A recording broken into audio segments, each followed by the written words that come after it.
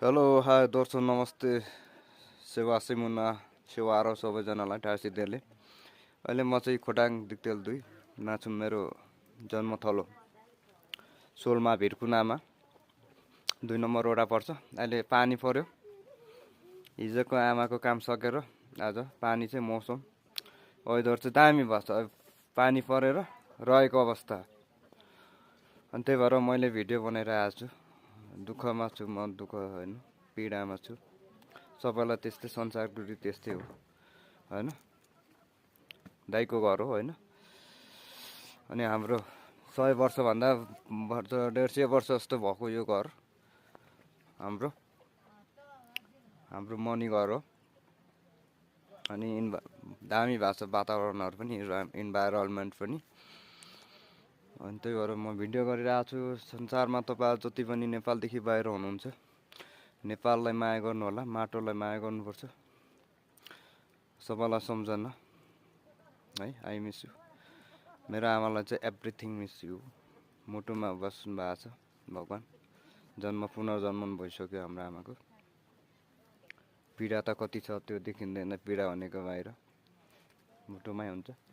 नि पानी आएर ल हेर्नुहोस् हाम्रो गाउँघर रमाइलो छ, दामी मौसम भन्दा पानी परेर रहेको अवस्था।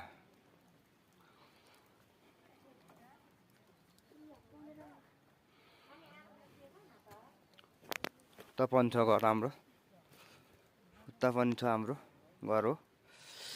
यस्तै छ हाम्रो यहाँ मौसमहरु पुरा रमाइलो छ। Environment weather. यो हाम्रो पुरानो घर हो, मनी घर हो। बाजे पुर्खाले बनाएको सातवटा बनाउँदा चाहिँ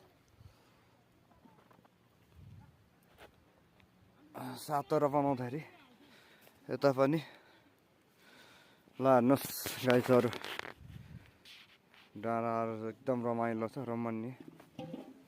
पानी सरेर आछ।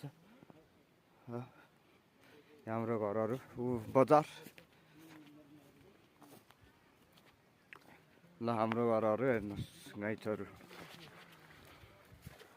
यति भन्दै bye bye, see you again. हामी जन्मेको घर, हुर्केको घर हो।